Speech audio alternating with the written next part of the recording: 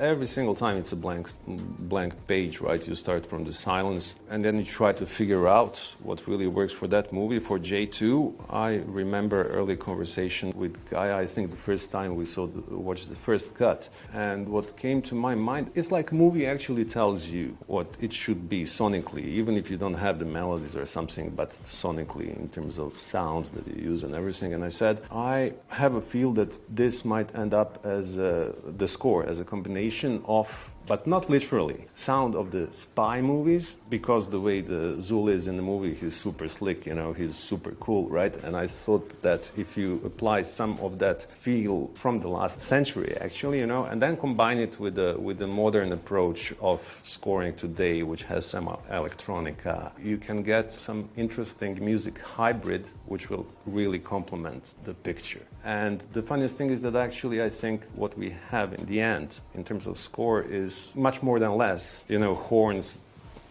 James Bond stuff, not literally. It's just a feel.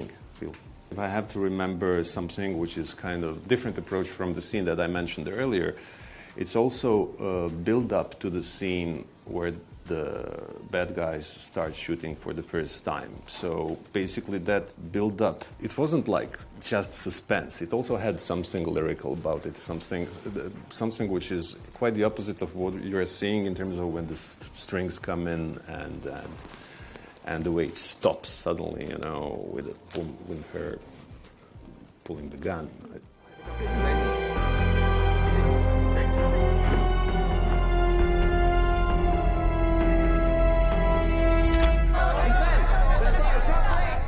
Different in the feel from what you would expect to hear for that kind of scene, but it still works as a build-up, but it feels fresh, because the idea with J2 or any other movie is to make it fresh and exciting. So that scene is a little bit, comes to my mind.